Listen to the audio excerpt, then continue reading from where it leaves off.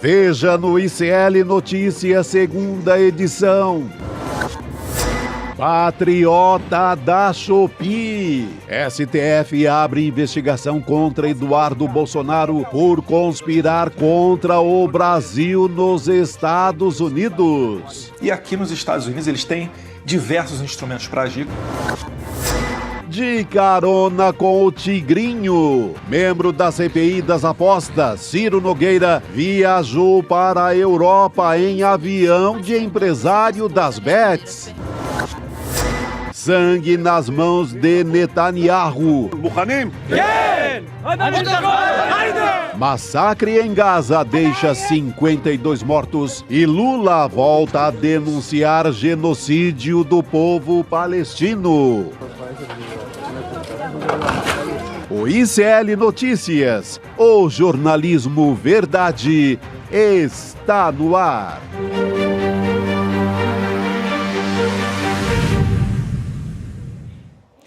Olá, boa tarde. Seja muito bem-vindo, seja muito bem-vindo. ICL Notícias, segunda edição, já está no ar. Estamos ao vivo nos canais do Instituto Conhecimento Liberta, Eduardo Moreira, no canal da Voz Trabalhadora no YouTube, na Pop TV no Rio Grande do Sul e também na Web Rádio São João, transmitindo diretamente de Quixadá, no interior do Ceará.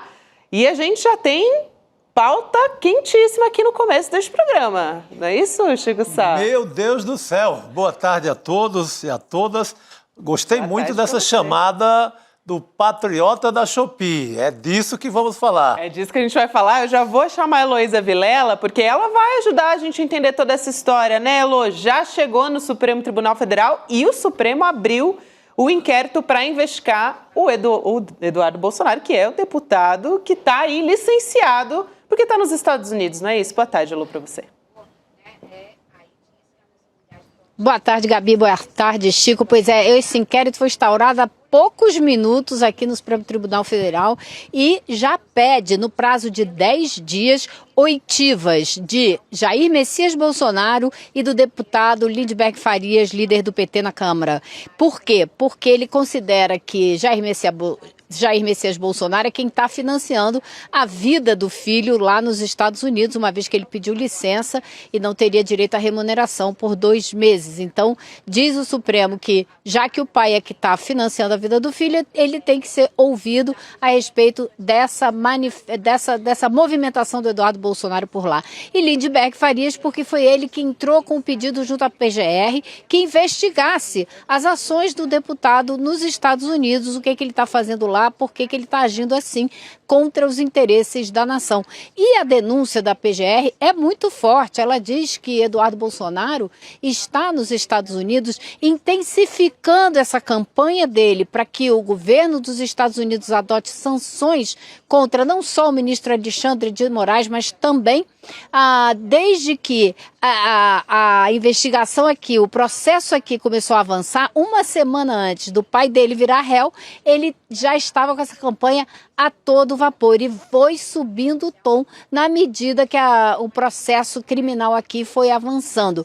Então, o PGR diz que, e o ministro Alexandre de Moraes reproduz quase por completo as denúncias do Paulo Gonet, ele diz que isso é tudo uma tentativa de intimidação, de ameaçar as instituições para que elas não levem adiante o processo que está em andamento aqui, ou seja, tenta obstruir o trabalho da justiça e tenta dar, como ele diz, continua um processo de tentar ameaçar as instituições democráticas, solapando assim o Estado Democrático de Direito, porque está tentando impedir o funcionamento de uma das instituições, que é o Supremo Tribunal Federal. Então, acho que é uma denúncia seríssima e um inquérito muito importante que a gente vai acompanhar com certeza, porque o que esse senhor está fazendo nos Estados Unidos é nada mais, nada menos do que trabalhar contra a nossa democracia. Excelente, Elô, que você já está trazendo esses trechos, porque eu tenho aqui também um trecho do argumento do Paulo Gonet no pedido de abertura de inquérito, né? Foi o PGR que fez esse pedido.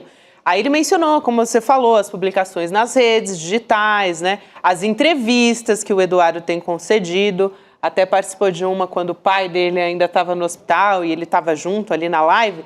Vamos ver o que o Paulo Gonet disse nesse trecho que a gente destaca aqui, então. As evidências conduzem à ilação de que a busca por sanções internacionais a membros do Poder Judiciário visa a interferir sobre o andamento regular dos procedimentos de ordem criminal, inclusive ação penal em curso contra o senhor Jair Bolsonaro e aliados. E o Gonê também solicitou que o STF ouça o depoimento, do Jair Bolsonaro, porque ele seria beneficiado diretamente pelas ações do Eduardo Bolsonaro. Aí, Chico, para te incluir aqui na conversa, é curioso porque a gente está falando aqui do STF, o caso caiu nas mãos do Alexandre de Moraes, porque ele é relator, ele foi nomeado relator desse caso pelo presidente do STF, o ministro Luiz Roberto Barroso. Caiu na mão do Xandão, aí dá aquela apavorada em todo mundo, né? Mas essa decisão de apurar essa viagem, essa estadia, quase uma moradia permanente do Eduardo Bolsonaro em Washington, demorou, porque é óbvio que é uma grande campanha com o pai. Veja como funciona. O pai se reúne com os bolsonaristas, faz lives, faz campanha para pedir Pix, para financiar o Eduardo Bolsonaro, que, por sua vez, está lá para buscar sanções contra o próprio STF, ou seja, para sabotar todo o processo do STF. Então, o pai, como principal réu, tem que pagar nessa história também. Então, é por isso que vai ser ouvido também o Jair Bolsonaro. Porque é uma campanha que tem na ponta o filho para obter, de qualquer maneira, uma sanção, ou seja, sabotar, paralisar o caso aqui no Brasil. É mais grave do que a gente imagina e do que a gente vem dizendo. Exato. Passar para a Elô também. E vem numa escalada, Chico, porque você lembra que há coisa de um mês e pouco, o sub do Departamento de Estado veio ao Brasil e se encontrou com o Bolsonaro. É um sub totalmente sem importância, uma pessoa que não é do corpo diplomático dos Estados Unidos, foi contratado, é um terceirizado contratado agora por esse governo do Donald Trump, mas veio ao Brasil, conversou com o Bolsonaro e etc. Agora, a gente teve na semana passada o secretário de Estado dos Estados Unidos, o Marco Rubio, indo à Comissão de Relações Exteriores do Senado para depor e dizendo que era muito possível adotar sanções contra o ministro Alexandre de Moraes e muito brevemente. Ou seja, há uma escalada dessa situação na mesma medida em que avança o processo criminal aqui. E hoje, quando instaurou esse inquérito, o ministro Alexandre de Moraes, além de já pedir essas oitivas, ele também já pediu monitoramento e que se guardem as provas de todas as postagens de Eduardo Bolsonaro nas mídias sociais. E, Elô, eu acho muito importante, Chico, também, essa história do Marco Rubio, porque ele foi dizer que os Estados Unidos estão estudando, de fato, essas sanções contra o ministro Alexandre de Moraes, e aí isso foi uma resposta para o questionamento do deputado republicano, o Corey Mills. E quem foi supostamente admitir nas redes sociais, que colocou essa ideia na cabeça do Corey Mills, foi o Eduardo Bolsonaro. Mas foi muito espertamente, ele foi, na verdade, querer surfar essa onda. Fui eu que fiz, gente. Na verdade, eu, Eduardo Bolsonaro, tô aqui. E olha como eu sou poderoso a ponto de conseguir mexer aqui nesse tabuleiro. Então, ele fez um vídeo para as redes sociais, junto com o Felipe Barros. Eu acho que vale a pena a gente ver esse vídeo aqui para a gente comentar e até desconstruir aqui. Vamos lá. É só para lembrar, tá? Semana passada, eu e Felipe Barros, a gente se encontrou com esse deputado e ele foi muito homem, porque ele disse que teria essa audiência com o Marco Rubio, tá? E aí nós conversamos com ele sobre esse tipo de assunto. Então, o nosso trabalho principal aqui é o quê? É levar a realidade dos fatos, o que está acontecendo no Brasil, para dar essa exata dimensão na cabeça das autoridades americanas.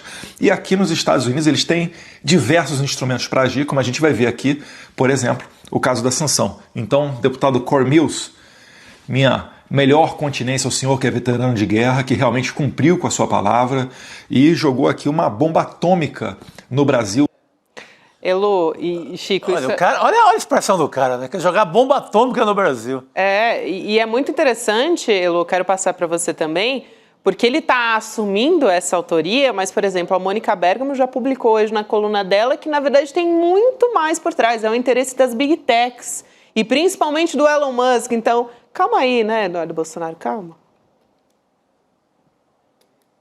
Não, eu acho muito bom, Gabi, que ele assuma a responsabilidade, porque torna muito mais fácil essa investigação. É como o pessoal que vem aqui destruir tudo, vira para a câmera, tira a foto, olha eu aqui destruindo o STF, olha eu aqui destruindo o Palácio do Planalto. Vai lá, meu amigo, produza provas contra você mesmo, mostre que você está agindo contra os interesses do Estado brasileiro para destruir a democracia brasileira. Faça mais, é isso que a gente quer ver, porque fica mais fácil de lhe prender, entendeu?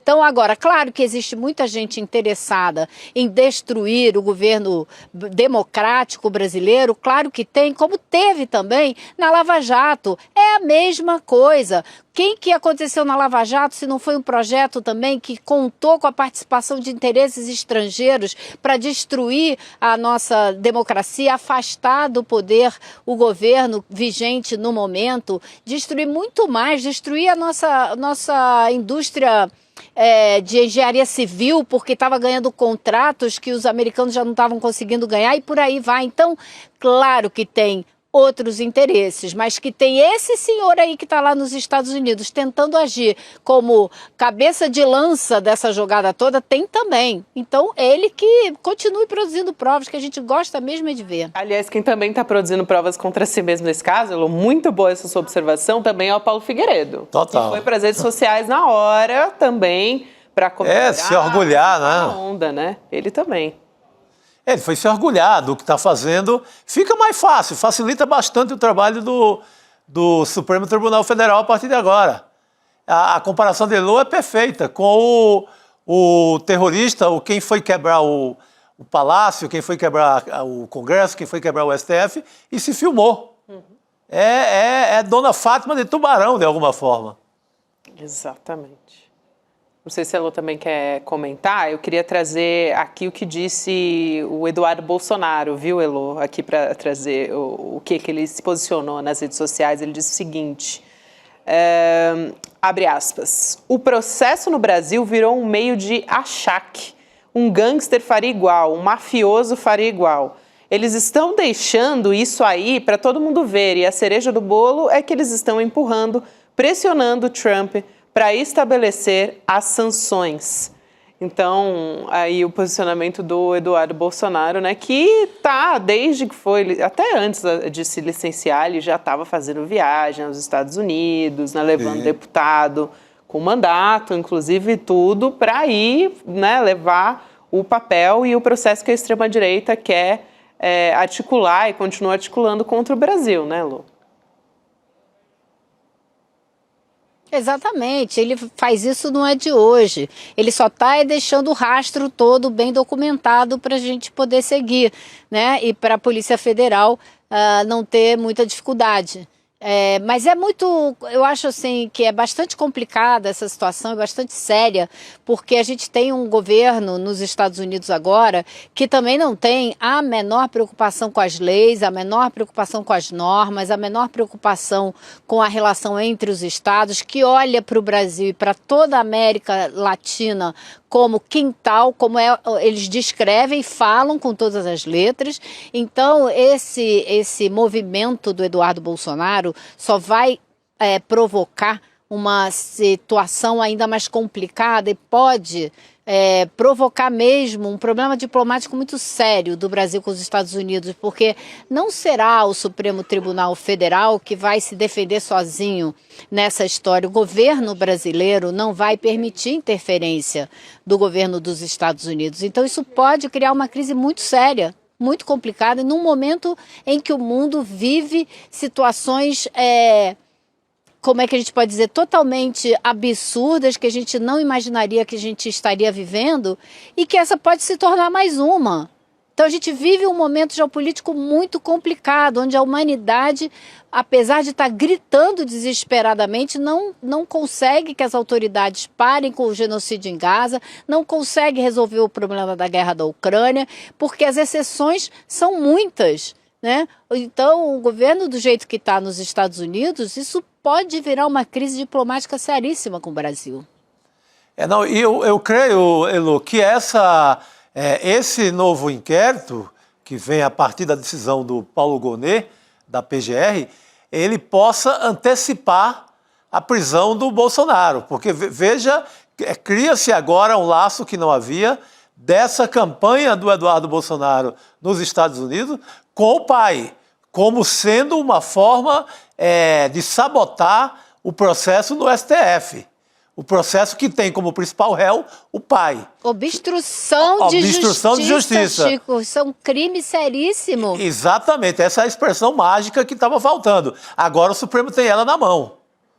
Então isso pode antecipar a prisão. Por que o Bolsonaro não é preso? Porque o STF entende justamente que ele não está atrapalhando o processo, não estaria atrapalhando o processo até então, não haveria motivo para prendê-lo, que aí ele responderia dentro do roteiro normal da lei e seria preso somente quando fosse condenado em instância final, que é o STF.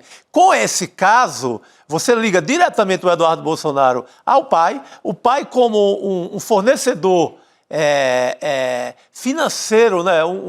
Alguém que mantém essa campanha nos Estados Unidos, através do Pix, que foi anunciado também em redes, fabricando provas contra ele mesmo. Então, agora tem um elo muito perigoso para o Jair Bolsonaro. Eu acho que ele tem que fazer esse cálculo, ou ele acaba com essa campanha em busca de sanções contra o Brasil, essa campanha de traição da pátria, ou ele corre sério risco, por conta da obstrução de justiça, de ser preso antes do final do processo. Elô, aqui também, vou passar de novo a palavra para você, mas eu tenho também já parlamentares da esquerda celebrando, se posicionando aqui sobre essa decisão do Supremo Tribunal Federal de abrir esse inquérito contra o Eduardo Bolsonaro.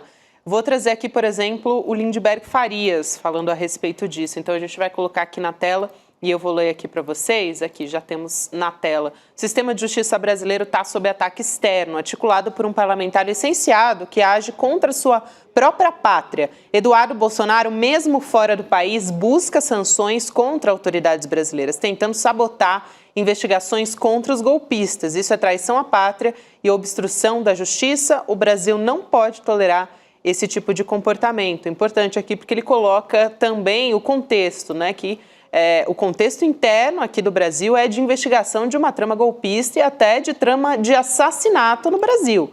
Então, isso é muito importante que coloca aqui o deputado federal Lindbergh Farias, também é líder do PT na Câmara, né? E aí a gente tem também o posicionamento do pastor Henrique Vieira. Diga, Elô, pode falar, eu completo depois, pode ir lá.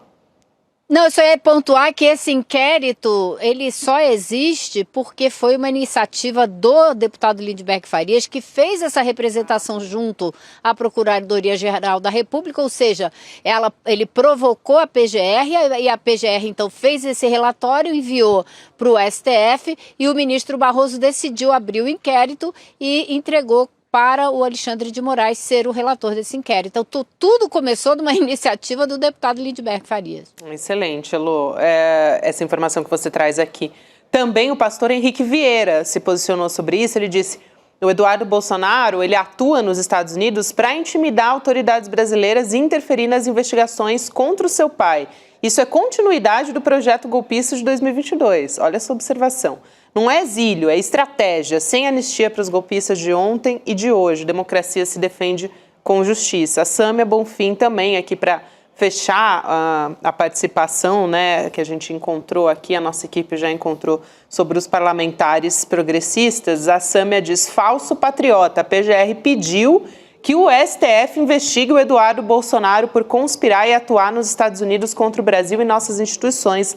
Largou o mandato para seguir agitando o golpismo internacionalmente, mas não pode ficar impune, que seja responsabilizado. Aqui, Elô e Chico, é muito importante a gente colocar o quão grave isso é, né? E a gente já está colocando, porque a gente tem, a diplomacia brasileira está atuando, está conversando com o governo dos Estados Unidos, basicamente dizendo: gente, mas isso aqui é um tiro no pé. Né? Como é que se diz publicamente em sancionar, porque não é sancionar o Alexandre de Moraes, é sancionar o Supremo. Sim. Né? Você está falando a instituição. A STF. sem conversar com o governo, né? Que tipo de diplomacia? Estão jogando no lixo a diplomacia brasileira. É isso, né?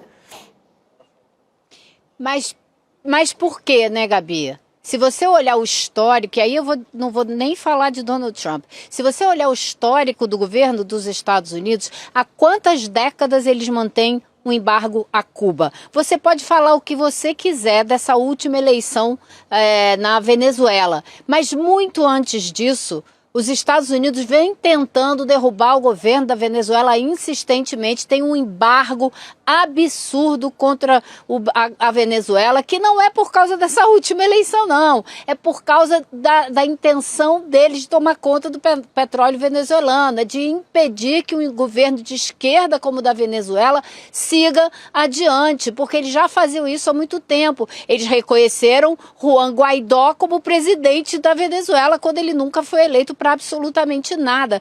Então você veja o perigo que é os Estados Unidos usando como base de apoio. Porque aí eu acho que a gente deve fazer o jogo ao contrário. Não é o Eduardo Bolsonaro que está usando o governo dos Estados Unidos. E se ele pensa isso, ele é mais otário do que eu imaginava. São interesses nos Estados Unidos que estão o utilizando para fazer essa investida contra o Brasil. E isso, repito, pode se tornar um problema sério. O Brasil não é a Venezuela, é um país que tem uma economia muito maior, um peso internacional, uma ligação geopolítica muito mais séria. Se existe um movimento dos Estados Unidos abertamente de começar a fazer esse tipo de sanção, de começar a querer cercar o Brasil, isso vai envolver outros atores internacionais. E por isso que eu estou falando, essa crise que eles estão inventando pode se tornar um problema geopolítico bem mais grave e bem mais complicado. É importantíssima essa sua fala, Lô. Eu quero também propor que a gente mude um pouco o tópico aqui, né, para falar sobre mais depoimento. A gente estava falando aqui de julgamento da trama golpista, né? Tem um monte de depoimento importante. A Lô está lá em Brasília acompanhando tudo. Só antes, quero fazer um lembrete aqui para quem está nos acompanhando pelo YouTube, para se inscrever no canal do Instituto Conhecimento Liberta, porque a gente está com quase 1 milhão de inscritos. Que coisa boa. E aí a gente vai ter uma surpresa aí para quando a gente ultrapassar essa marca. Então, ó, tô lançando aqui. Bateu 1 milhão mais um. Vem aí. Vem aí. Você que está nos vendo é que ganha. É isso. Então, se você está assistindo a gente e ainda não se inscreveu, se inscreve agora, rapidão, enquanto você está assistindo a gente. Vamos seguir aqui, porque tem muita notícia. A gente teve hoje o depoimento do ex-ministro da Saúde do governo Bolsonaro, Marcelo Queiroga. Então, a primeira turma do STF continua, né, trabalhando muito. Ele foi convocado, o Queiroga, como testemunha do Augusto Heleno, do Braga Neto também. Os dois já são réus nessa ação, né, que está julgando a trama de golpe. E, claro, ninguém se esquece do nome do Queiroga, porque ele estava à frente do Ministério da Saúde, infelizmente, quando a gente estava ali naquela marca de mortes de pandemia de Covid-19. A gente chegou até 700 mil pessoas e o Queiroga estava lá num momento muito crucial enquanto a gente estava enfrentando esse cenário, né? Elô, como é que foi? Conta pra gente. Joga da máscara no queixo, né? É, ele mesmo, exatamente. Isso quando também não teve aquela que foi exclusivamente assim na parte de cima, né? Teve vários memes até do Queiroga usando máscara errado. Que exemplo, né? Mas olha, hoje aqui no STF ele não acrescentou absolutamente nada. O depoimento dele foi super rápido, foi até surpreendente, todo mundo ficou se olhando assim, ué, já acabou? Porque ele realmente não trouxe nenhuma informação. Ele foi chamado como testemunha, como várias outras testemunhas foram chamadas hoje aqui pelo advogado do Augusto Heleno, para dizer que nunca ouviram Heleno falar em ruptura, em estado de exceção, que nunca foram chamados para nenhuma reunião para discutir minuta golpista, que o Heleno nunca enviou minuta para eles, que o Heleno nunca comentou que estivesse participando de algum movimento nesse sentido. O que A meu ver, eu não sou advogada, não sou juíza, não sou promotora, mas a meu ver não acrescenta absolutamente nada. O fato do Queiroga não saber que havia um grupo que estava tramando um golpe, não quer dizer que esse grupo não estava tramando um golpe. É claro que nessa estrutura gigantesca do governo federal, existia muita gente que não sabia, porque isso não estava sendo... Eu duvido que você fosse discutir isso com 100 pessoas. Ninguém é louco de fazer isso, né? Porque a chance de você deixar escapar e todo mundo ficar sabendo antes da hora é muito grande. Então, é claro que era um grupo mais reduzido. Agora, de importante hoje, a meu ver, das 10 testemunhas que viriam aqui hoje, acabaram sendo só 8, 2 foram dispensadas pelo próprio advogado do Augusto Heleno. Eu acho que o mais importante foi o depoimento de um oficial de inteligência da ABIN, o Christian Schneider. Ele foi oficial de inteligência da ABIN de 2019 a 2022. E ele veio depor, como tantos outros, para defender o Heleno, dizer que o Heleno nunca... Porque a ABIN, naquela época, era subordinada ao GSI. Então, o Heleno era chefe, supostamente, de toda a ABIN. E esse oficial de inteligência contou 2 coisas importantes. Primeira, que foi o próprio Bolsonaro que escolheu os 2 nomes subalternos ao Ramagem na ABIN. Alexandre Ramagem era o diretor da ABIN. Os 2 nomes abaixo dele, quem escolheu foi o próprio Bolsonaro, não foi nem o Heleno, que seria o chefe deles todos. E a outra informação, segundo o Schneider, o Ramagem tinha um gabinete no 2º andar do Palácio do Planalto, onde ele despachava quase a semana inteira. E nesses despachos, muitas vezes, ele despachava diretamente com o presidente Bolsonaro, sem que o Heleno ficasse sabendo. Ou seja, o Heleno não participava de todas as conversas que Ramagem tinha com o Bolsonaro. Bom, isso faz sentido, porque a gente sabe que o Bolsonaro chamou o Ramagem para tentar ajudar ele a blindar os filhos, né? A investigação sobre rachadinha e tudo isso. E também que ele investigava pessoas que era do interesse do Bolsonaro investigar. Então, faz bastante sentido essa informação. Agora, por que o advogado do Augusto Heleno trouxe aqui uma pessoa para dizer isso?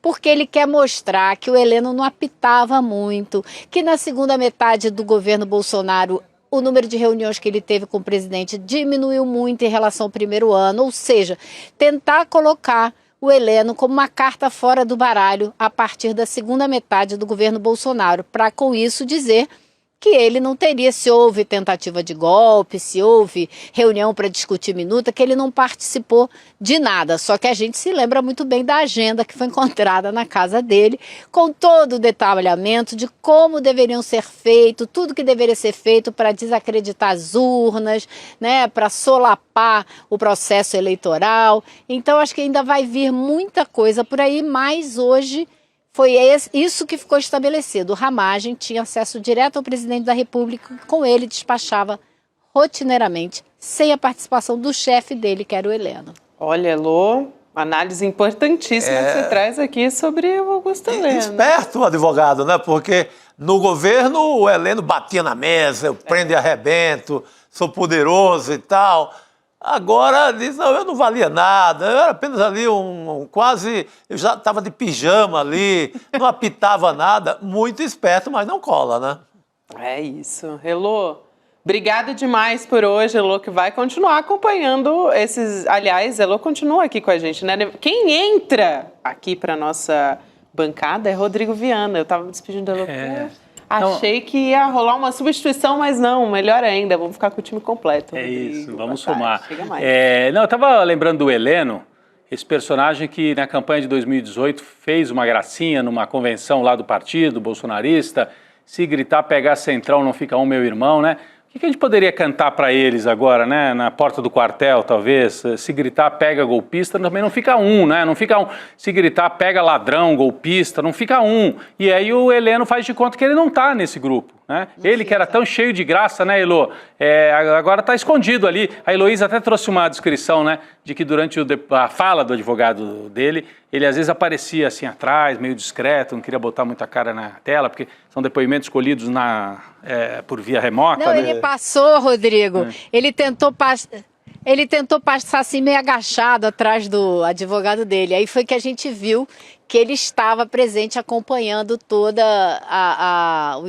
o questionamento das testemunhas, né? Senão a gente nem saberia, porque não foi dito que ele estava lá. Que pena que isso não é transmitido. Essa cena do Heleno agachado, passando por trás, tentando passar assim incógnito, já diria muita coisa. A gente só vai saber pelo olhar de Elô. Pela descrição de Heloísa. A lógica de por que não é transmitido até faz sentido, mas acho que não num caso com essa relevância, né? Que seria para uma testemunha não saber do que o outro disse. A gente conversou sobre isso com a Cacá, né? Porque a imprensa já publica tudo. Exatamente. Então não fica tem aquele efeito, libera isso aí. É isso. Ô, gente, eu queria aqui lembrar vocês, a gente está falando do caso da trama golpista, tal, extrema-direita. Queria lembrar, a gente tem feito aqui uma investigação, a nossa equipe, né, Igor Mello, Juliano Dalpiva também, uma investigação sobre o Silas Malafaia. Para você que já ouviu o podcast no Alvo sobre o Império Malafaia, a gente vai ter também a estreia do documentário agora, que tem mais detalhes. Quer dizer, a gente tem a matéria no site, a gente tem o podcast, agora o documentário também, que traz ali informações que não tem, por exemplo, no podcast, né? E é o sujeito que financia manifestação e comício dos defensores do golpe. Então, tem tudo a ver com o noticiário. Não é algo assim desconectado do noticiário, muito ao contrário, né? É alguém que está lá financiando o carro de som, financiando manifestação em Copacabana, Avenida Paulista, Brasília, e que faz questão de dizer e de ser eu sou a voz que pode atacar o Alexandre de Moraes, né? É o nome mais importante dessa campanha do Bolsonaro pela anistia. Financia, bota a cara, ele é quem fica escalado para soltar aquelas palavras mais pesadas contra o Alexandre de Moraes. Então ele é escalado para isso. Ele é um grande líder da extrema-direita hoje no Brasil. Portanto, um grande personagem. Daí o convite ainda mais forte para que você assista na quinta-feira, agora dia 29 de maio, Império Malafaia, o documentário. 8 horas, né, Gabi? Aqui o horário, a gente tem um trailer aqui também. Vamos lá, vamos pro trailer. Dessa história. Vamos lá. Talvez você não saiba, mas a figura do Malafaia carrega muitas contradições. A principal delas está na vida financeira dele. Os relógios Rolex, os carros importados, o jatinho e tantos outros detalhes mostram um típico milionário. Mas os documentos que eu reuni contam uma história bem diferente. A mágica que o pastor executa é a seguinte: borrar a linha que separa o que é dele e o que é da igreja. Você quer saber o quê? O que você quer saber? Como o Malafaia deu esse salto em direção à extrema-direita e como ele deixou de se portar como um homem de aparência simples para viver uma vida de milionário.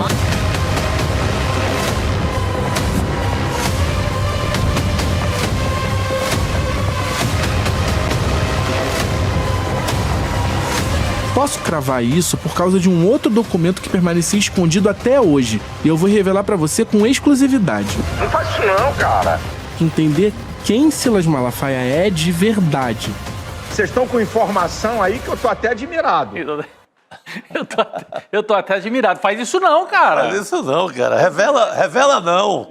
Esses áudios são os melhores. Então, só lembrando, sln2.com.br, você coloca o seu e-mail lá para poder acompanhar o documentário com a gente e a conversa aqui nos estúdios também, que vai ter o Igor, vai ter a Juliana e o Eduardo Moreira conversando sobre os bastidores da investigação, que também é interessantíssimo. Aí sim, faz isso sim, cara. Põe lá o e-mail para você receber. Faz isso sim. Faz isso sim. Faz isso sim. É isso aí. Gente, agora, lá em Brasília o negócio está bem movimentado, né? A gente estava falando agora há pouco do Supremo Tribunal Federal, mas a gente tem uma história que envolve o senador Ciro Nogueira, né? O presidente do PP e ex-ministro da Casa Civil do Bolsonaro também, já que a gente estava falando aqui de ministro de Bolsonaro, né? Ele viajou para a Europa na última quinta-feira num jatinho particular que pertence a um empresário, o empresário Fernando Oliveira Lima, que ele é conhecido como Fernandinho OIG. Vou trazer um pouquinho dessa história aqui, só para dar uma explicada por que a gente está trazendo essa história, que está inclusive no nosso site, a manchete, slnoticias.com.br. O Fernandinho OIG, ele é dono de empresas de aposta online, de bet, né? Então, jogo do Tigrinho, a gente já falou muito sobre isso aqui Essa informação da viagem do Ciro Nogueira, ela foi publicada pelo repórter João Batista Júnior, da revista Piauí, e o Fernando OIG, ele também é alvo da CPI das bets no Senado. A gente falou aqui na semana retrasada que estava lá a Virgínia e outros influenciadores também, e essa CPI está investigando irregularidades envolvendo essas casas de apostas, né? Também esquema de manipulação, não só irregularidade, mas também manipulação contra a economia popular, por exemplo, as pessoas, né, que estão apostando e ficando cada vez mais pobres apostando, né, caindo numa cilada. E as sessões aí da CPI das bets, né, o Ciro Nogueira saiu em defesa deste empresário, do Fernandinho, né, chamando o Fernandinho de grande empresário. E aí o Chico Alves, que é o nosso editor ali do ICL Notícias, ele publicou uma coluna mostrando coluna, aliás. Excelente, mostrando como que o Ciro Nogueira tem um discurso contra o governo Lula, só que ele está aliviando justamente para os empresários das bets, né? Do jogo do tigrinho, gente. Então, é muito bom o título ali, né? Que ele fala, Ciro Nogueira é tigrão com o governo e tchutchuca com o tigrinho. Lembrando, Chico, né? Chico Alves em sintonia com o funk nacional. Muito bom, Chico. Isso, e com a Soraya Tronic, que também fez essa piada lá na campanha. Exatamente. Ele defendeu, quando esse rapaz foi para a CPI, o Ciro Nogueira, não, conheci ele há muito tempo, lá do Piauí, assim, tipo, não mexam com ele, é gente boa, honesto e tal. Esse Fernandinho, ele começa a vida sendo empresário do Whindersson. Whindersson Nunes.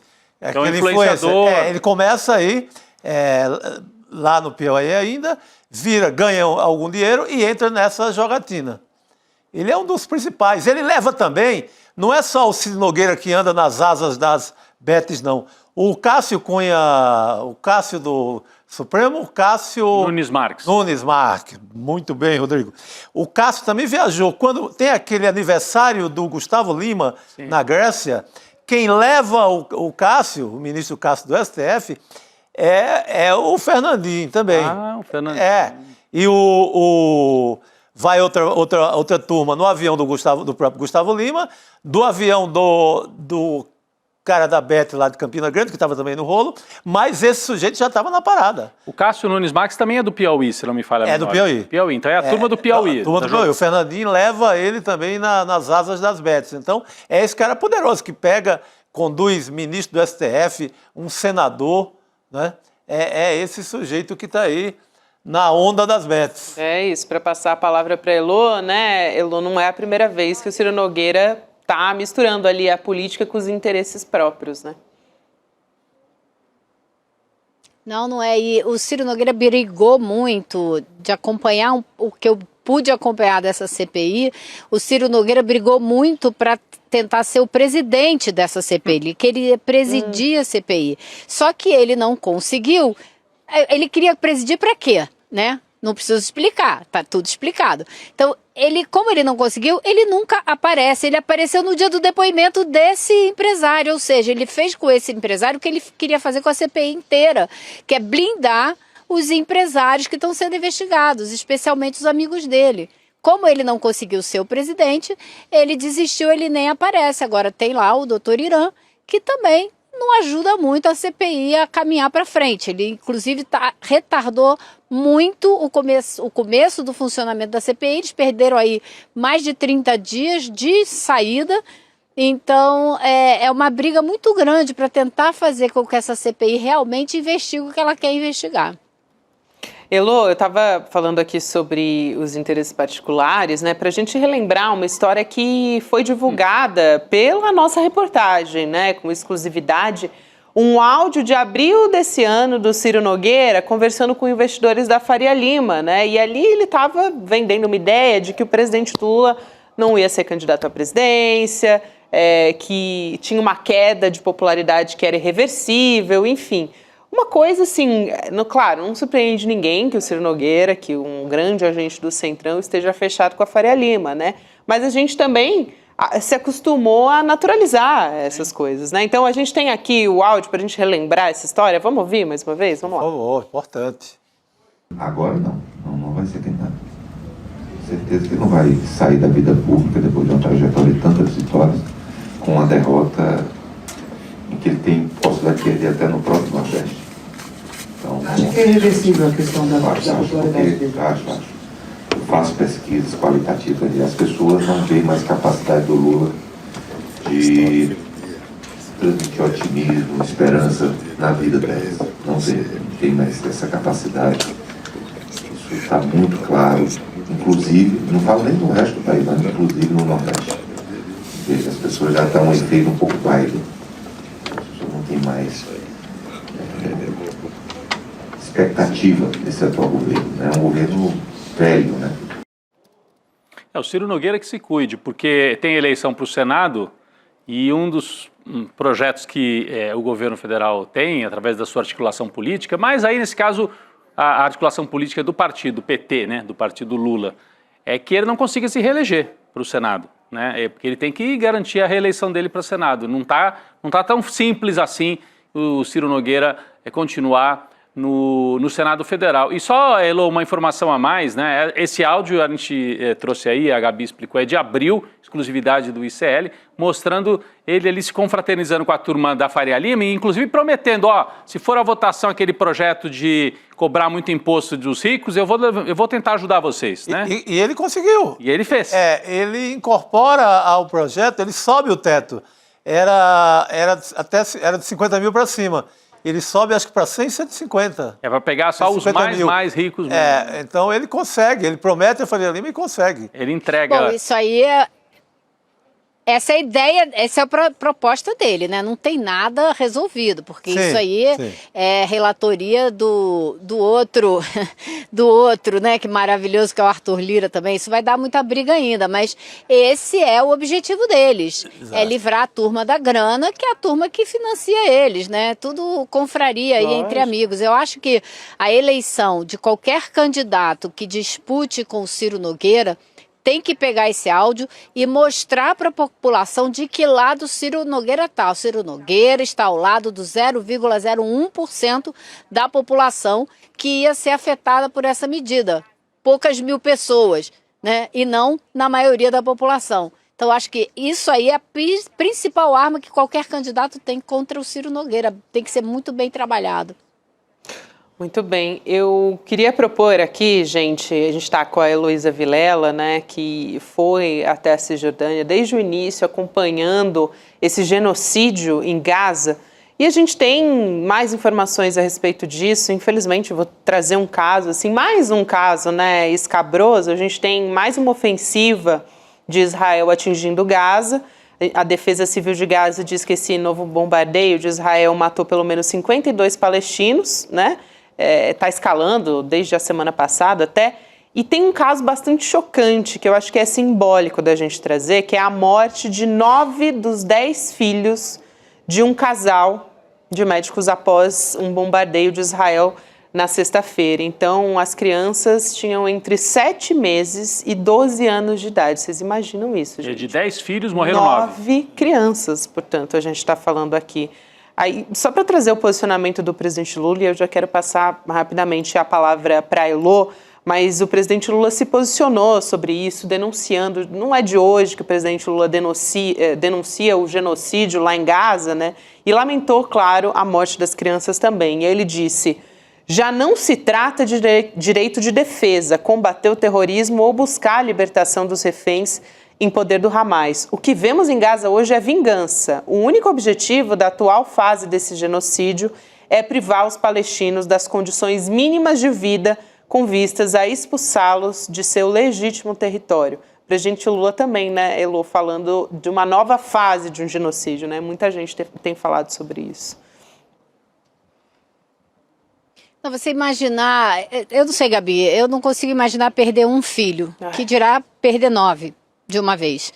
Então, essa médica trouxeram os corpos dos filhos dela para o hospital. Quando ela chegou, ela desmaiou, ela não conseguia nem olhar para aquela cena. Mas a gente está falando da vida de uma pessoa, e uma pessoa que cuidava da vida de milhares de outras pessoas, porque era uma médica que não parava de trabalhar para atender, né, os feridos e amputados, e, enfim. aquela carnificina que está acontecendo em Gaza. Mas eu acho muito importante esse posicionamento do presidente Lula e eu sinto que existe um movimento no mundo que é muito puxado pelas populações que vão para as ruas toda semana reclamar e exigir que acabe isso. Tenho visto uma quantidade muito maior de judeus, de israelenses também denunciando, dizendo que não concordam, dizendo que é chacina, que é genocídio. Então eu sinto que existe um movimento ganhando corpo, mas tem que ser muito mais rápido. A gente tem uma história muito, muito triste acontecendo com uma brasileira que morou no Brasil até os 17 anos, se não me engano, 18, a Asma, que morou no subúrbio do Rio de Janeiro, que por uma contingência do pai não ter se preocupado, não tirou a documentação brasileira dela e não consegue sair de lá e vir para o Brasil por conta disso, nem ela, nem os filhos, nem o marido. Então, assim, são muitas histórias, mas muitas histórias, só que a gente vai ter cada vez a condição de contar menos histórias, porque o número de palestinos que vive lá na faixa de Gaza está diminuindo cada vez mais, porque estão sendo assassinados. Esse ataque à residência desses médicos foi um ataque direcionado, foi um ataque à residência deles. Ou seja, Israel escolhe os alvos e elimina esses alvos. Eles querem eliminar os médicos, como eles já eliminaram vários médicos. A lista é gigantesca. Então, assim, o desespero que eu acho que dá em todos nós que estamos observando isso é de não ver uma ação mais rápida das autoridades no mundo inteiro. Isso tem que acontecer e tem que acontecer anteontem, não é nem ontem, porque não é possível que a gente tenha a humanidade observando isso. Não dá, gente, não dá mais. Não dá mais há muito tempo já, né? É uma tentativa de tornar impossível a vida de 2,5 milhões de pessoas em Gaza, né? Eu acho que os israelenses ficam projetando assim, bom, vai ficar tão sufocante que vai chegar uma hora que eles mesmos vão pedir. Não dá mais para viver aqui, nós temos que ir embora. Como é que você desloca 2,5 milhões de pessoas? A gente não viu isso ainda em tempos recentes, mas talvez a gente chegue a ver. Se o mundo continuar avançando nesse diapasão que nós estamos indo, pode ser que a gente chegue a ver. E esse caso de uma família, né, que perde 9 de 10 crianças, Gabi, eu me lembro do filme, né? O Resgate do Soldado Ryan, quando a história que é contada é essa, né? Os Estados Unidos fazem uma operação para salvar. Tinha 4 irmãos na guerra, na Segunda Guerra, e 3 morrem. E aí o exército dos Estados Unidos resolve tirar de lá o último que sobrou para a mãe ficar com um filho, pelo menos. Será que o cinema dos Estados Unidos vai contar a história dessa família?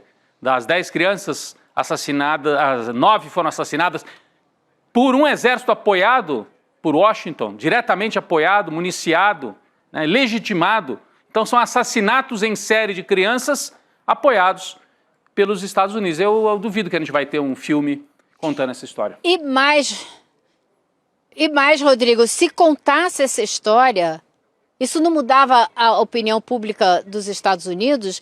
Como eu vi uma israelense na BBC, cobrando ao vivo na BBC, que apresente o documentário que eles já fizeram, que está lá esperando há meses, a respeito, acho que é da morte de bebês. Por que não apresenta logo esse documentário? Porque isso tem influência na opinião pública. E é por isso que a gente tem que falar disso todo dia. Porque o que a imprensa conta, as histórias que a gente pode contar, mudam a opinião pública. E é a opinião pública a única saída dos palestinos. É a opinião pública mundial pressionar seus governantes para que tomem vergonha na cara e ajam com o mínimo de humanidade e impeçam a continuação desse genocídio. Exato, Elo. E quando a gente está falando aqui de genocídio de crianças, a gente está falando de matar o futuro, de fato, dos palestinos, né? É sobre impedir que essas crianças cresçam. Então, essa ideia está sendo abertamente discutida entre os israelenses mais radicais, né? A gente até recuperou aqui uma declaração de um ex-parlamentar de Israel chamado Moshe Feiglin, que voltou a ser discutida, assim, voltou aos holofotes da extrema-direita de Israel. E aí ele defendeu agora em maio, tá? Não é antiga essa declaração, mas recente. Ele defendeu com todas as letras, é até difícil, mas ele defendeu a morte das crianças palestinas. Foi isso que ele disse. Então a gente tem aqui a fala do ex-membro do parlamento israelense em entrevista ao canal 14 lá de Israel, o Moshe Feiglin. Ele diz o seguinte, abre aspas, o inimigo não é o Hamas, nem é o braço militar do Hamas. Cada criança em Gaza é um inimigo. Precisamos ocupar Gaza e colonizá-la e nenhuma criança de Gaza ficará lá. Não há outra vitória, fecha aspas. Extermínio. É o programa do extermínio explícito, né? É inacreditável. É inacreditável, né? Como alguém pode ir numa TV e falar publicamente que cada criança em Gaza é um inimigo. Ele falou o que está sendo feito. Ele expressou verbalmente o que está sendo feito na prática. Isso é que é pior ainda. Porque se fosse só uma fala, você ignora a fala, você manda prender o cara pelo que ele está falando. Isso é o que está acontecendo todo santo dia na faixa de Gaza. E me chama a atenção, né, quando a gente vê as entrevistas, outro dia aqui o ICL entrevistou o Breno Altman, e ele fazia paralelos do sionismo, do projeto sionista, que é um projeto colonial, um projeto racista, traçava paralelos e dizia, não é que o sionismo seja exatamente igual ao nazismo, mas está na mesma família, né, que justifica muita coisa, ou quase tudo, em nome do seu direito de raça de ocupar um determinado lugar, de se expandir, de ter a sua preponderância sobre os outros, né? E quando a gente vê uma situação dessa, a gente entende melhor o projeto de ocupação e de extermínio promovido pelo Estado sionista, Gabi, é impressionante. Essa é a política de Israel no momento. Aliás, esse programa... Não, é a sorte para a opinião pública quando aparece alguém que diz na cara dura. Olha, o que ele falou, né? Nossa proposta é essa. De se filmar cometendo os crimes. Nossa proposta é essa. Não vai ter crianças porque as crianças seriam futuros vingadores e tal. Então, vamos eliminar agora. Uhum.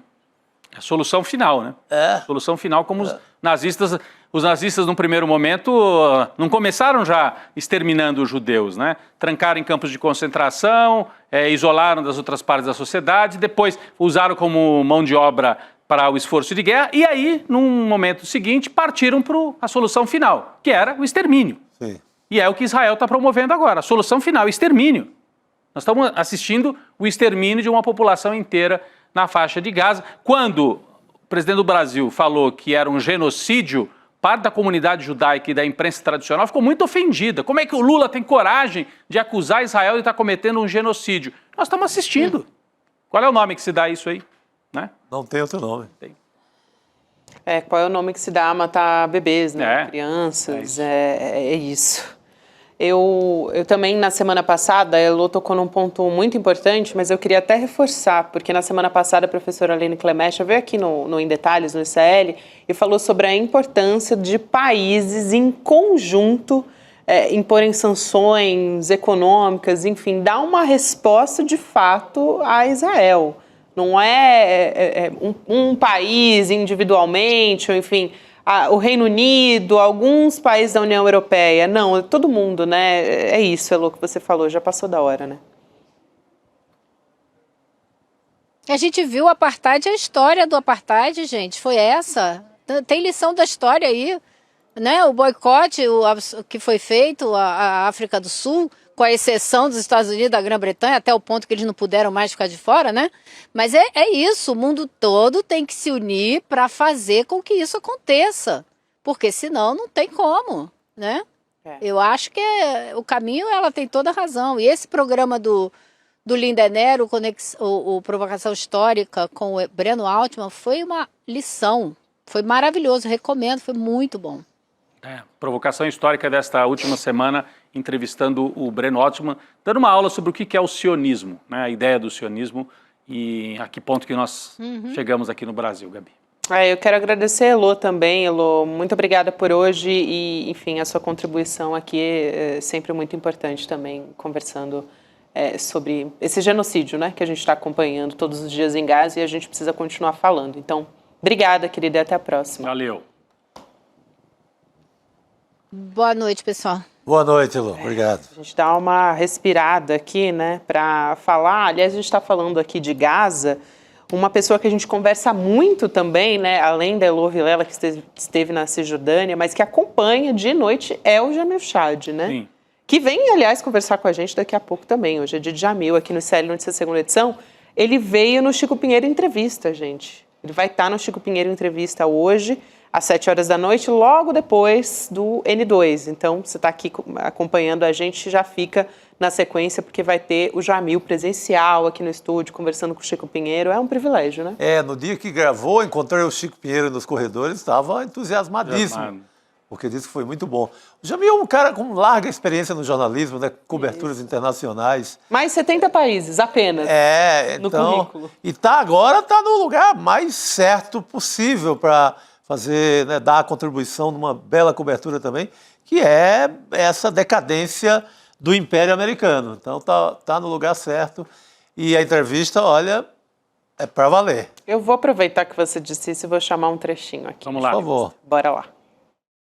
Aquele massacre foi a coisa mais estúpida que o Estado podia ter feito.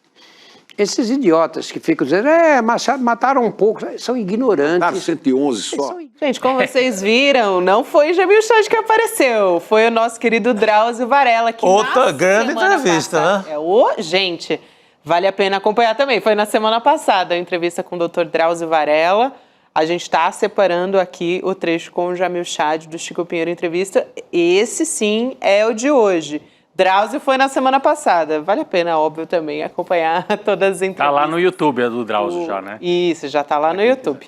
Depois Aqui a no gente YouTube. traz aqui o trechinho com o Jamil Chad também, né? São dois gênios também, dá para fazer esse paralelo aqui também. E o Jamil, além de tudo, é um flautista, é um grande músico também. Ainda tem isso, né? Não sei se ele tocou lá pro Chico, mas... O homem faz tudo. E olha, vale a pena também entrar no nosso grupo do Chico Pinheiro Entrevista, que é o icl.com.br/Chico. É um grupo de WhatsApp que a gente avisa ali quem que vai estar lá, né? De repente lança uns trechinhos, umas novidades, uns spoilers. Então fica ligado. Depois a gente traz para vocês também o trechinho da entrevista com o Jamil, que aliás está chegando aqui para conversar com a gente, né? Sobre o noticiário internacional também.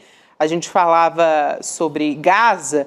A gente também tem essa discussão envolvendo cessar-fogo em Gaza, né? Tem uma autoridade palestina que relatou a Reuters que o Hamas concordou com a proposta do enviado dos Estados Unidos, o Steve Witkoff, uma trégua de 70 dias e a retirada parcial de Israel em Gaza em troca de 10 reféns vivos. Então, trazendo aqui os termos desse acordo para você. Só que, quando foi questionado esse enviado dos Estados Unidos, né, esse Witkoff, ele disse que não, que ele negou qualquer acordo com o Hamas, falou que essa não era a proposta dele. Então, Israel também rejeitou essa proposta. Ele apoiou, né, esse enviado, dizendo que, olha, na verdade não tem nada a ver essa proposta. Enfim, eu queria já dar boa noite para o Jamil, perguntando, né, se existe mesmo um caminho para esse cessar-fogo.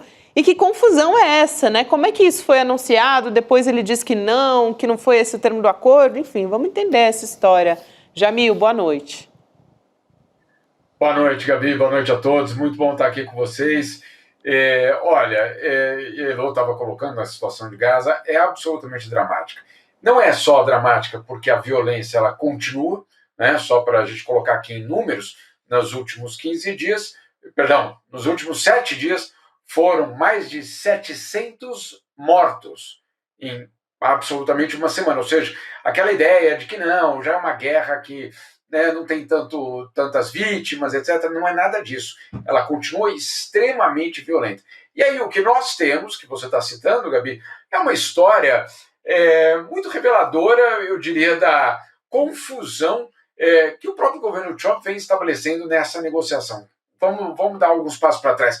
O governo Trump chegou dizendo que ia resolver, que com ele tudo ia ser basicamente solucionado, que ia haver um cessar-fogo. O próprio Donald Trump já anunciou várias vezes cessar-fogo, etc. E agora, o que fez o Hamas? Disse que aceitou uma proposta americana. Quando eles falam que aceitaram uma proposta americana, Israel disse, não, nós não aceitamos. E o governo americano correu para dizer, olha, não, nós nunca apresentamos nada. Olha a confusão. Ou seja, nós estamos aí, obviamente, diante de uma guerra de narrativas, mas, acima de tudo, um impasse. Qual é o impasse? como fazer para restabelecer um cessar-fogo e esse cessar-fogo, de alguma forma, leve a uma negociação para realmente acabar com a guerra.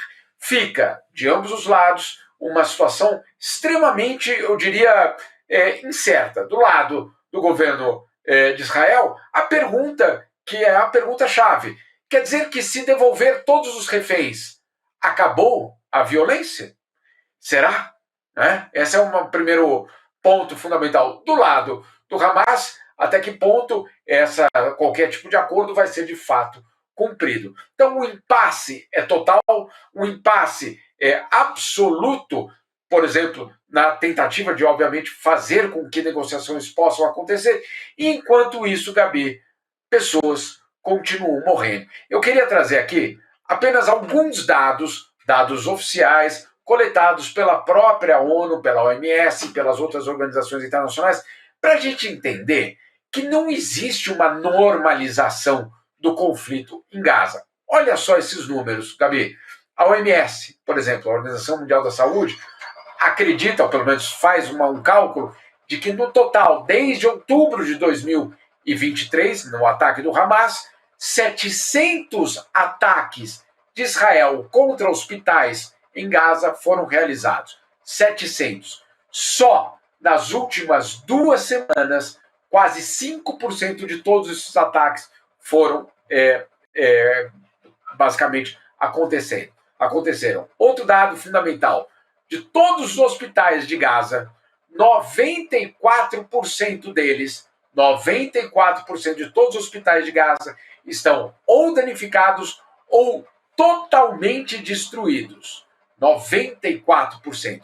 E só para completar, que é um daqueles números que a gente fala, não, mas lá não tem mais nada para ser reportado. Olha só, na última semana, só em uma semana, Israel ordenou o deslocamento de pessoas que cobrem, basicamente, que estavam em 1/3 do território de Gaza.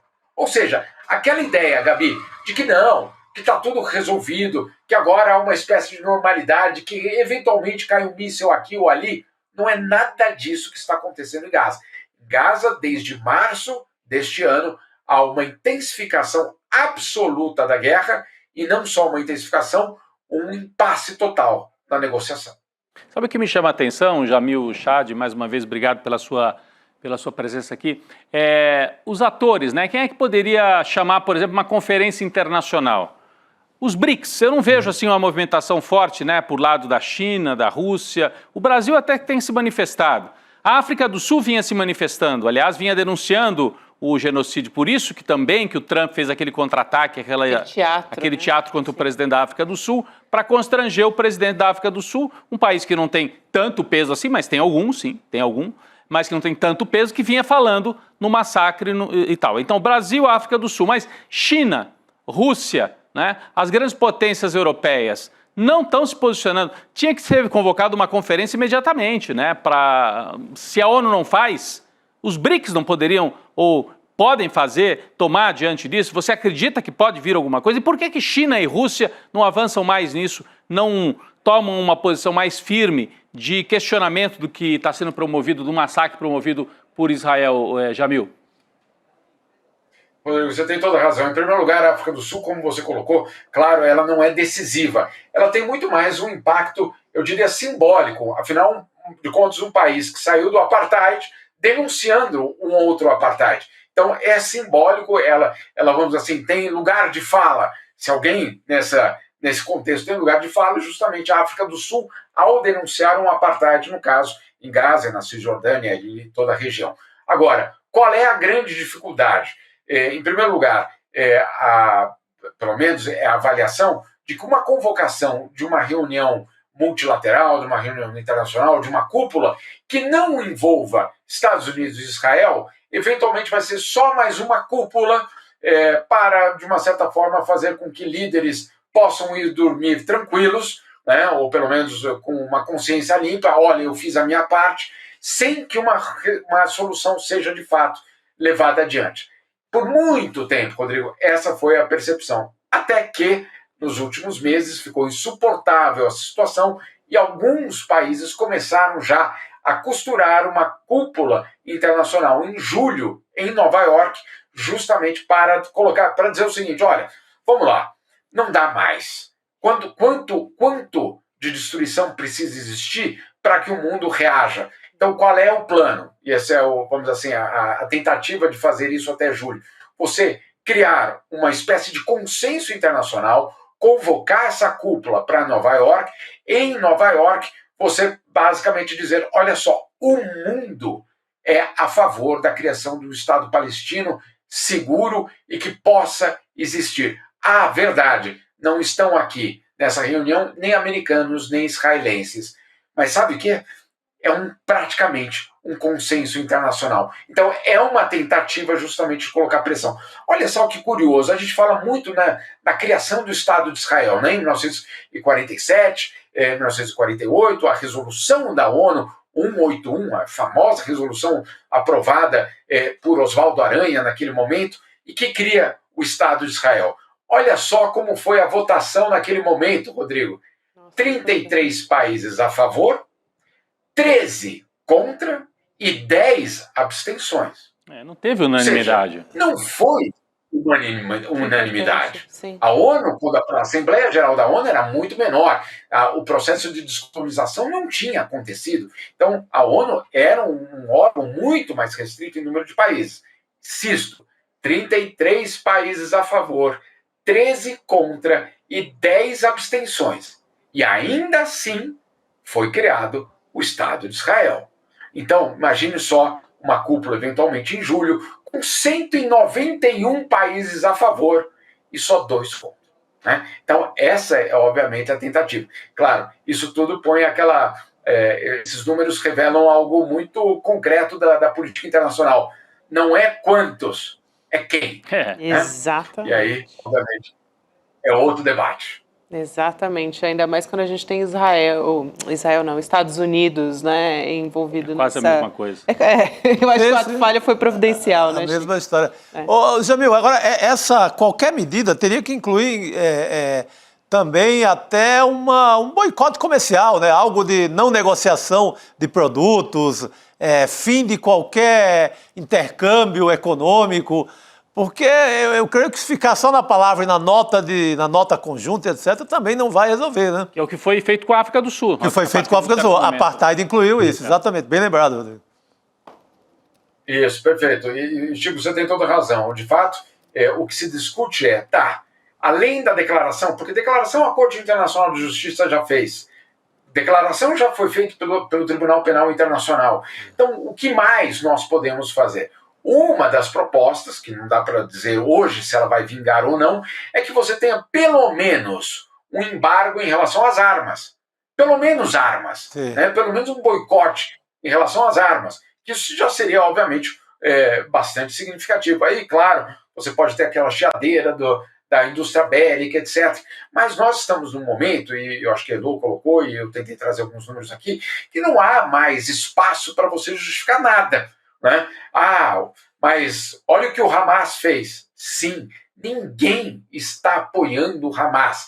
Ninguém apoia ato terrorista. Até quando as pessoas vão usar isso, instrumentalizar isso para justificar? Né? Não há mais espaço nem para justificativa e nem você tentar vender a ideia de que não, na verdade, quem defende isso está defendendo o terrorismo. Ninguém aqui no ICL está defendendo o terrorismo, ninguém entre esses 191 países esses 191 países não estão defendendo o terrorismo. Agora, o fato é que essas mortes, elas continuam. Insisto, olha só, são 711 mortes nos últimos 7 dias. Como é que isso não é manchete no mundo inteiro?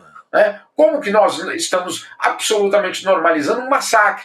Aquele número que ia subindo, quando ele passou, eu me lembro, de 10 mil, eu tive a sensação de que a imprensa falou, bom, a partir de 10 mil não precisava mais fazer a contagem. Nós estamos, pelo menos em termos oficiais, no número de 53 mil hoje. 53 mil. Não são 53 mortos, são 53 mil mortos e mais ou menos 120 feridos. Então põe aí na conta e me explique como é que a comunidade internacional pode simplesmente achar que tá tudo bem, seguimos adiante. É perfeito, ele foi didático, né, Rodrigo? E colocando em caso emblemático, tipo esse que a gente estava conversando com a Heloísa Vilela agora há pouco, de 9 crianças, de 10 de uma família, né? Eu ia só falar que os 50 e tantos mil mortos numa população de 2,5 milhões é 2% da população de Gaza assassinada, o que corresponderia no Brasil a 5 milhões de mortos. Imagina 5 milhões de mortos em 3 anos numa guerra. É isso, essa proporção que nós teríamos mais ou menos, Gabi. Eu acho que quando a gente coloca nessa perspectiva, a gente consegue ter um pouquinho do termômetro do que a gente está falando. E aí a gente vai para as histórias individuais, escancara mais ainda. Jamil, eu queria aproveitar a sua presença aqui. Agora há pouco a gente estava falando da sua entrevista no Chico Pinheiro Entrevista. Agora a gente tem o trechinho da fala do Jamil para dar aqui um spoiler para as pessoas. Vamos assistir? Vamos lá. Nos Estados Unidos, eu conversava com um diplomata americano, ele colocou o seguinte, que existem 3 eleições críticas para eles nos próximos meses na América Latina. Chile, este ano, Brasil e Colômbia, no ano que vem. Olha esse mapa. Eles precisam dominar esses 3 para ter a América Latina toda nas mãos. Chile, Brasil, Argentina já tem, Peru já tem, Equador já tem. Se a Colômbia também cai, você tem basicamente a América do Sul na mão da extrema-direita, ou pelo menos simpático, Paraguai também, o Paraguai é um enorme aliado americano hoje. E aí, obviamente, para Donald Trump é a transformação da América do Sul, pelo menos na América do Sul, no seu quintal. Já tem El Salvador, etc, etc. Então é muito perigoso. O que está em jogo na eleição no Brasil no ano que vem é muito mais do que só o nosso destino. É o próprio destino da América do Sul. Olha, é difícil, né? Depois essa fala de Jamil dá até um certo pano. Não, eu achei interessante porque a gente saiu da questão de gás e tal e foi para o mapa da extrema-direita e a geopolítica aqui da América do Sul. Quando a gente faz essa contagem, são várias eleições. No Chile, eu sei que a extrema-direita é favorita, né? Na Colômbia... Tá perigoso também. Tá perigoso. E aqui no Brasil, continua perigoso, como a gente sabe. Por outro lado, né, Jamil, só para a gente dialogar com esse trecho, para quem ouviu assim, o que foi isso? É um trecho da entrevista do Jamil Chad, que entra daqui a pouquinho. Aí você 7 horas da noite. 7 horas, aí você assiste na íntegra. Mas aqui no Brasil também é uma situação bastante perigosa, mas a gente lembra que na Austrália e no Canadá, ser antitrumpista deu certo, porque foram derrotados os partidos da Austrália e do Canadá que eram trumpistas, inclusive viradas na eleição. Então, talvez o Trump, se ele forçar a mão e fizer sanções contra o STF, pode até ajudar a derrotar o bolsonarismo aqui no Brasil, né? Um cabo eleitoral ao contrário aí. Eu queria trazer um pouquinho para o Jamil, já que hoje nós falávamos bastante do STF e desse ataque, né? E do contra-ataque agora do STF contra o Eduardo Bolsonaro, Jamil. Perfeito, Rodrigo, porque de fato o que existe na Casa Branca é uma tentativa de equilibrar alguns elementos. Primeiro garantir que qual é o objetivo final? É atacar o STF? Não. É garantir que na eleição de 2026 um aliado seja eleito. Esse é o objetivo. Então, o objetivo não é o indivíduo Alexandre de Moraes ou as redes sociais, defender as redes sociais.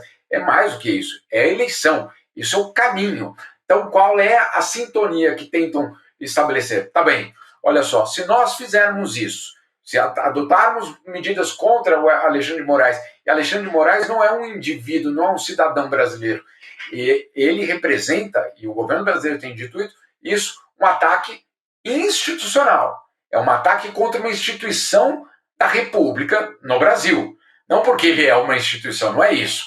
É porque ele é, obviamente, um juiz da Corte Suprema e, portanto, qualquer tipo de ataque a um juiz da Corte Suprema vai ser entendido, vai ser considerado pelo governo brasileiro como um ataque a uma instituição brasileira. Muito bem. Se isso acontecer, qual é o cálculo dos americanos? Calma aí, nós vimos exatamente no Canadá, boicote, um partido que basicamente estava na lona, sendo resgatado graças a quem?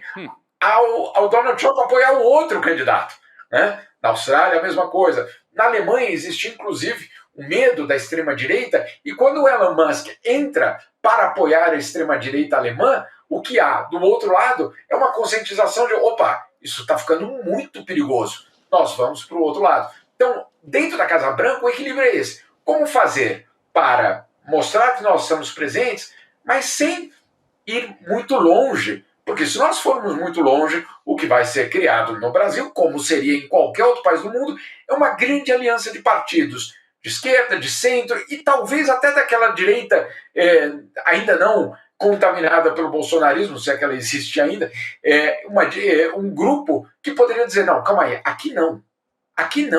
E aí esse aqui não poderia, obviamente, ser a ameaça ao bolsonarismo. Então, é um equilíbrio que está tentando ser considerado. O governo americano, nós trouxemos isso na semana passada, justamente do debate interno na Casa Branca. Depois, Marco Rubio foi lá, confirmou numa audiência na Câmara dos Deputados, inclusive com a mesma palavra que tinham me passado em análise. Essa foi a palavra que tinham me colocado, e ele usou basicamente a mesma palavra, o que significa que o briefing era o mesmo, né, Rodrigo? Sim. O papelzinho ali do briefing circulou da mesma forma.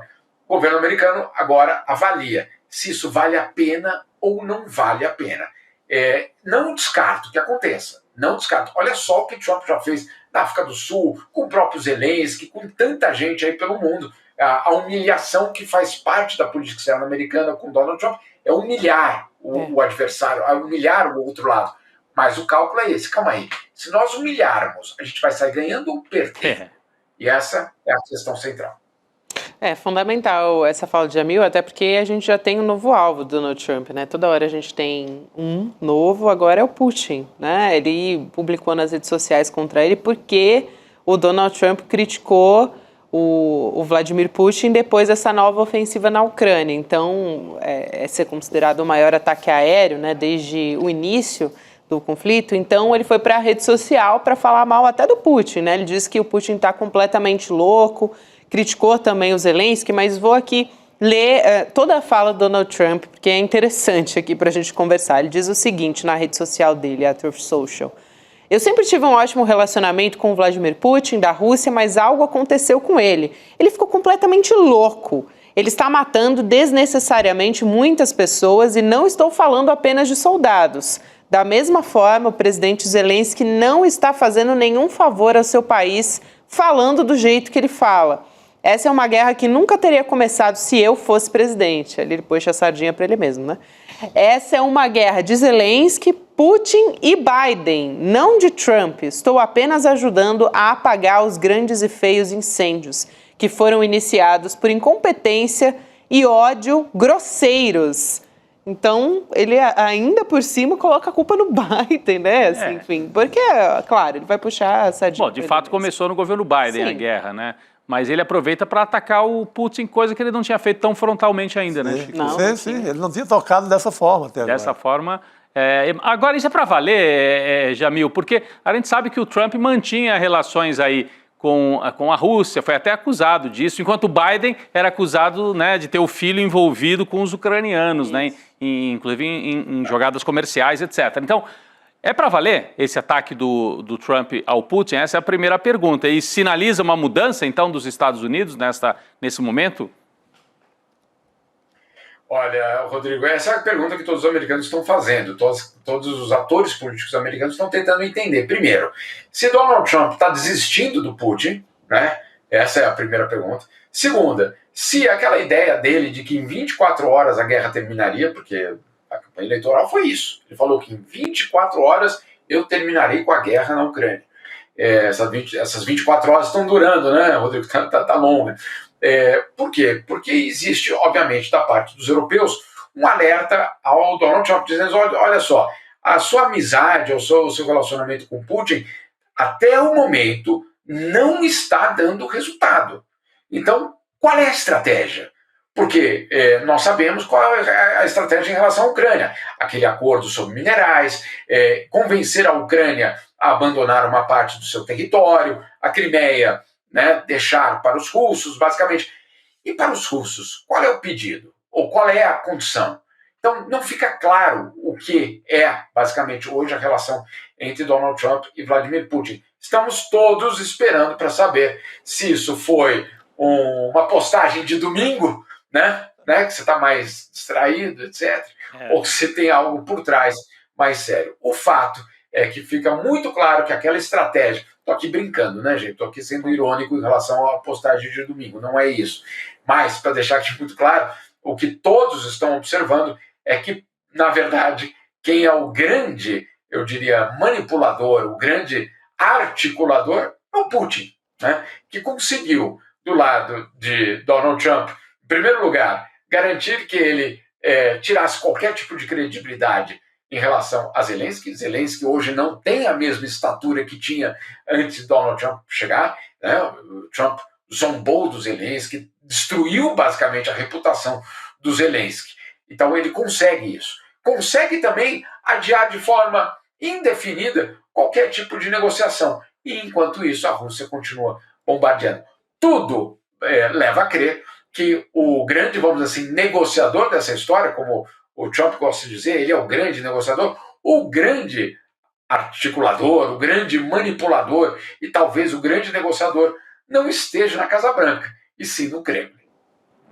Ô Jamil, a gente falava agora há pouco, né, aqui para retomar um pouco o assunto relacionado aos objetivos, né, da Casa Branca e essa retaliação ao STF, mas a gente teve uma virada, vamos dizer assim, na história, né? Subiu um degrau, vamos dizer assim, que aqui no Brasil o STF agora, de fato, acolheu aquele pedido da PGR para investigar o Eduardo Bolsonaro, que está nos Estados Unidos encampando essa campanha não contra o Alexandre de Moraes só, né?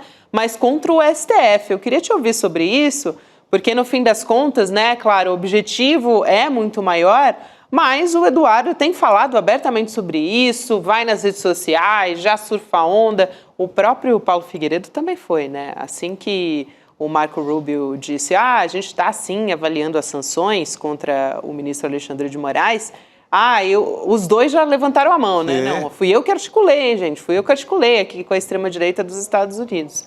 Então, Não, só um detalhe antes de passar para o Jamil, não sei se o Chico quer falar sobre isso. Essa decisão de hoje tem uma outra consequência, que é inviabilizar a eventual candidatura do Eduardo Bolsonaro. Ele vinha sendo cogitado para ser um substituto do Jair. O Jair Bolsonaro está inelegível, mas ia usar aquela tática de até o final mantém a candidatura, deixa um vice e quando ele desistir, esse vice vira candidato. Quais eram os nomes que eram citados dentro da família? Michele e Eduardo, porque o Flávio Bolsonaro não tem o mesmo peso, está enrolado com questões judiciais e o Carlos Bolsonaro a gente sabe que não tem condições. Então, sobrou o Eduardo. Agora, o Eduardo, respondendo a esse processo, ele não pode voltar ao Brasil agora. Se ele voltar ao Brasil, ele está correndo um risco seríssimo de ser preso preventivamente. Ele estava querendo voltar, né? Ele estava querendo voltar, porque para ele ser esse nome na manga do bolsonarismo, ele precisa sinalizar que ele volta ao Brasil. Respondendo a esse novo inquérito, que agora nós temos um inquérito, ele corre o risco imenso. Se voltar, dependendo do que ele falar, e ele está confrontando, ser preso. Ele não pode ser o candidato. Real. Então tem também a questão política. Eu acho que moveu uma peça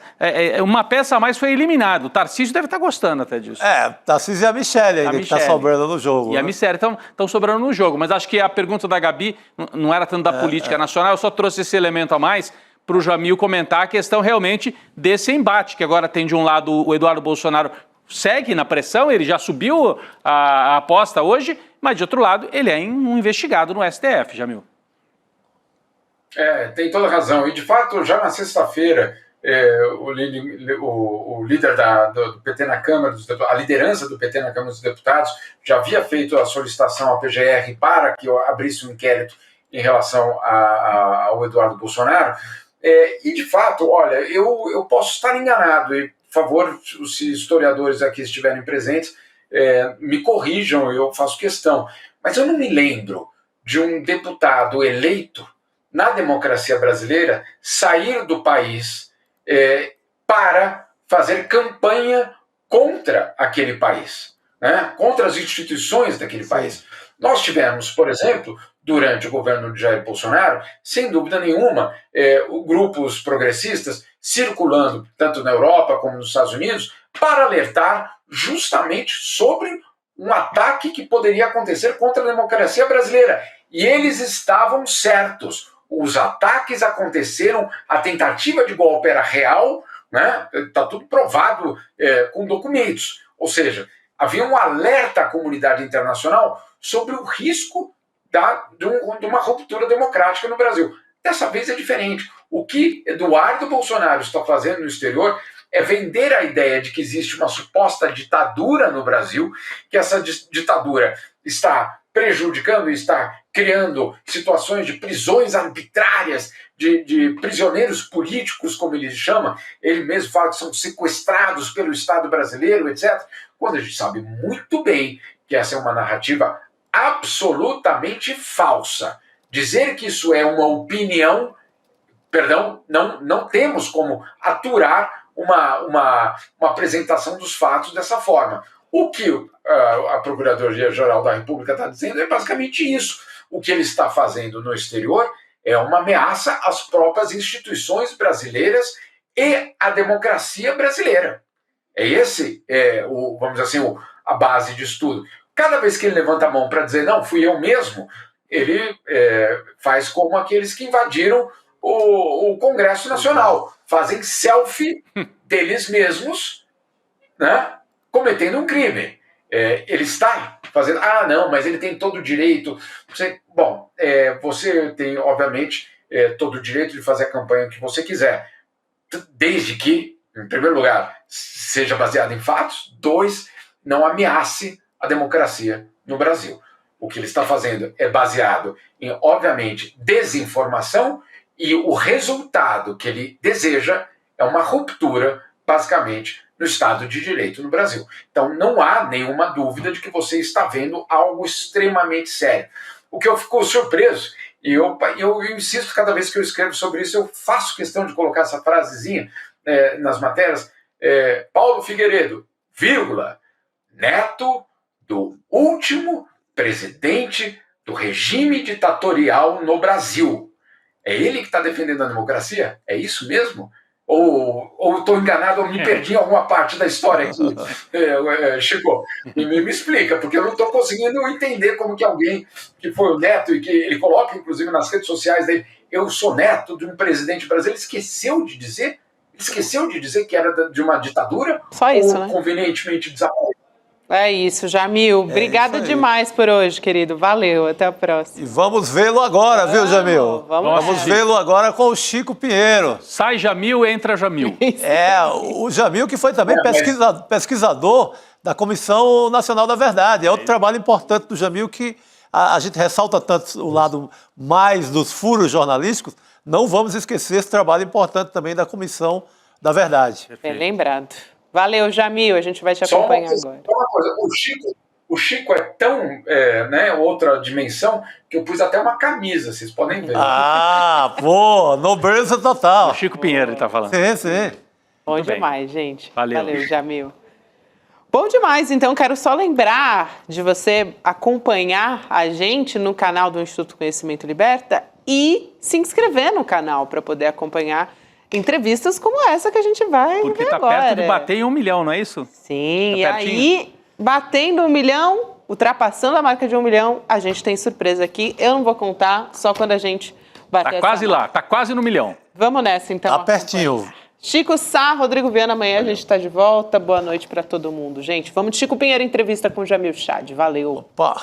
Vem aí a investigação mais detalhada que a gente já fez aqui no ICL. Eu, Juliana Dalpiva e o repórter Igor Melo vamos mostrar para você a confusa história do patrimônio do Silas Malafaia. E eu posso te adiantar que só em 2018 ele recebeu quase R$1 milhão da igreja dele. Dia 29 de maio, às 8 horas da noite, a gente vai estrear o documentário Império Malafaia e vai mostrar para você documentos e detalhes que ninguém tinha conseguido descobrir até hoje.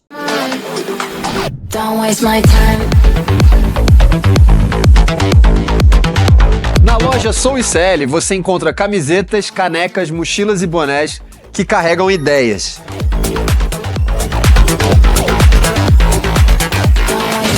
Produtos com propósito para quem acredita em justiça, consciência e transformação.